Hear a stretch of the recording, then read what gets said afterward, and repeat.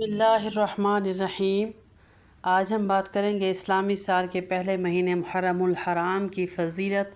اور ان اعمال کے بارے میں جو ہمیں اس مہینے میں کرنے چاہیے۔ محرم اللہ تعالیٰ کا پسندیدہ مہینہ ہے۔ حدیث شریف میں آیا ہے کہ نبی اکرم صلی اللہ علیہ وآلہ وسلم نے فرمایا، افضل الصیام بعد رمضان صیام شہر اللہ المحرم، جس کا ترجمہ یہ ہے کہ رمضان کے بعد سب سے افضل روزے اللہ کے مہینے محرم کے ہیں۔ یعنی محرم کو اللہ تعالیٰ نے شہر اللہ کا مہینہ فرمایا ہے، جو کسی اور مہینے کو یہ فضیلت حاصل نہیں ہے۔ یہ بات ہم سب جانتے ہیں کہ محرم الحرام میں حضرت امام حسین رضی اللہ تعالیٰ عنہ نے دین اسلام کی خاطر نہ صرف اپنی جان کا نذرانہ پیش کیا بلکہ اپنے خاندان کے 72 جانوں کے نذرانے پیش کیے۔ لیکن کیا یہ بھی ہم جانتے ہیں کہ حضرت امام حسین رضی اللہ تعالیٰ عنہ کی قربانی کے علاوہ محرم الحرام کو حضرت آدم علیہ السلام سے لے کے تمام انبیاء کے ساتھ ایک مخصوص نسبت حاصل تھی،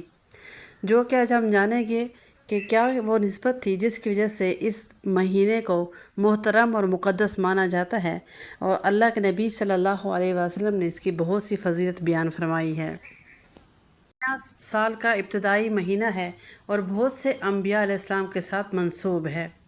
جیسا کہ حضرت آدم علیہ السلام کی توبہ محرم کے مہینے میں قبول ہوئی۔ جب وہ جنت سے زمین پر آئے تو انہوں نے اللہ تعالیٰ سے توبہ کی، وہ محرم کے دنوں میں ان کی توبہ قبول ہوئی۔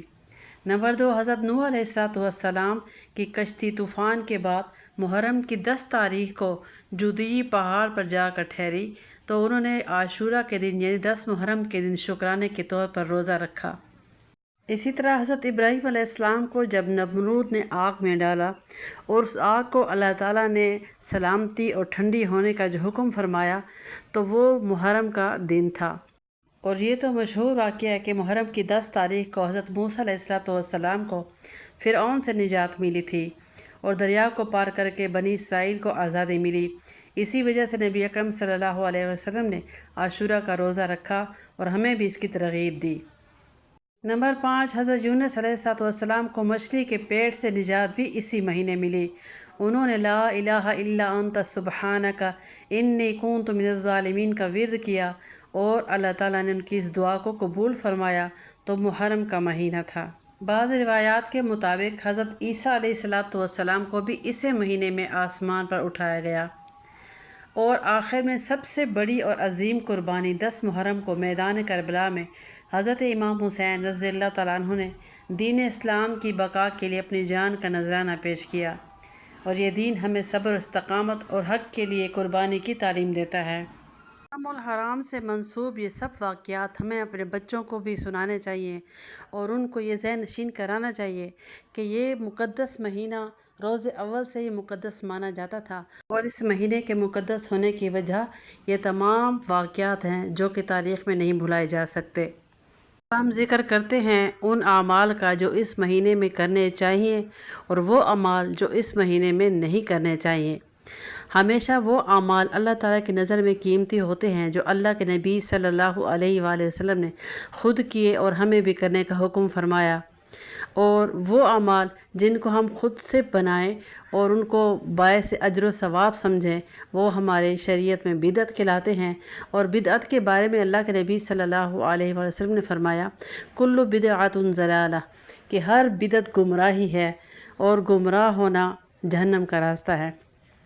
تو اللہ تعالیٰ سے دعا ہے کہ اللہ تعالیٰ ہمیں وہ اعمال کرنے کی توفیق عطا فرمائے جو ہمارے نبی اکرم صلی اللہ علیہ وسلم نے فرمائے، اور ایسے اعمال سے بچنے کی توفیق عطا فرمائے جن کو آپ صلی اللہ علیہ وآلہ وسلم نے پسند نہیں فرمایا۔ تو اس مہینے میں کرنے کے جو اعمال ہیں وہ یہ ہے کہ 9ویں 10ویں کا روزہ رکھنا مسنون عمل ہے۔ شریف کا مفہوم ہے، نبی اکرم صلی اللہ علیہ وآلہ وسلم نے ارشاد فرمایا، مجھے اللہ تعالیٰ کی ذات پر یقین ہے کہ وہ عاشورہ یعنی 10 محرم کے روزے کے بدلے گزشتہ 1 سال کے گناہ معاف فرما دیں گے۔ 10 محرم الحرام یعنی عاشورہ کے روزے کے بارے میں یہ بھی حدیث شریف میں آیا ہے کہ 9 10 محرم کا یا 10 اور 11 محرم کا روزہ رکھنا چاہیے تاکہ یہود کی مشابہت سے بچا جائے، کیونکہ یہودی صرف 10 محرم الحرام کا روزہ رکھا کرتے تھے تو اللہ کے نبی صلی اللہ علیہ وسلم نے یہودیوں کی مخالفت میں فرمایا کہ یا 9ویں 10ویں کا روزہ رکھا جائے یا 10ویں یا 11ویں کو ساتھ ملا لیا جائے،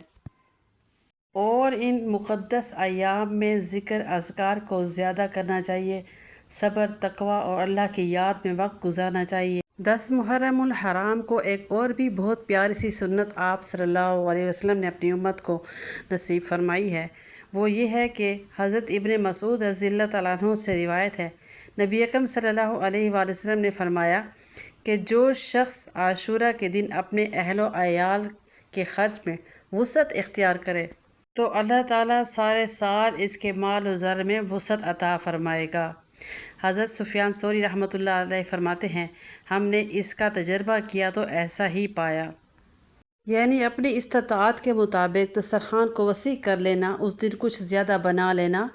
تو اس حدیث شریف کے مفہوم میں یہ آتا ہے کہ کچھ زیادہ بنا لیا جائے، گھر والوں کو کھلا لیا جائے یا تھوڑا سا ساتھ پڑوس میں بھی بھیج دیا جائے، تو اس سنت پہ عمل ہو جائے گا، اور اللہ تعالیٰ کی رحمت سے امید ہے کہ اللہ تعالیٰ یہ وعدہ ضرور پورا فرمائیں گے کہ سارا سال رزق وسیع رہے گا۔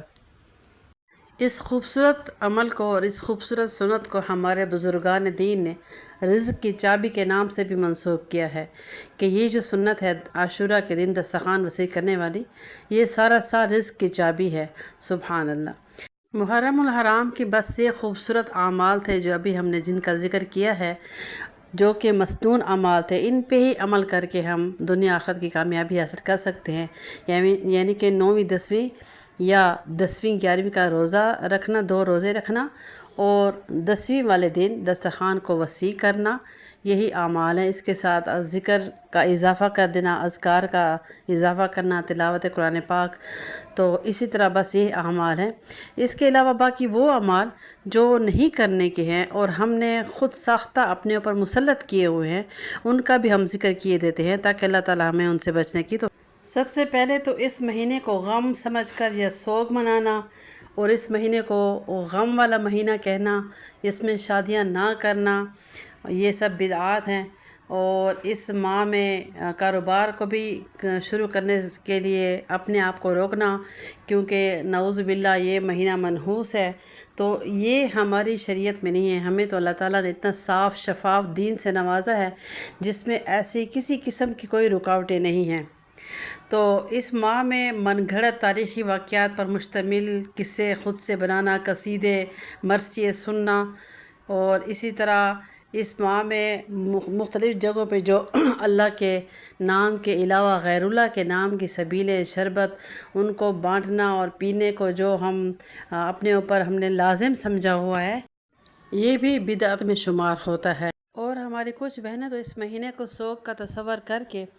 بالکل اپنے آپ کو اپنے شوہر کے لیے سجانا سنورنا بھی ترک کر دیتی ہیں، جو کہ شریعت نے حلال اور جائز قرار دیا ہے، یعنی سرما نہیں لگاتی، مہندی نہیں لگاتی، اور یہاں تک کہ بالوں میں کنگھی بھی نہیں پھیرتی، کہ یہ سوگ کا اور غم کا مہینہ ہے۔ حالانکہ ہمیں اللہ اور اس کے رسول صلی اللہ علیہ وآلہ وسلم نے کسی بھی غم کا سوگ 3 دن سے زیادہ منانے کی اجازت نہیں دی۔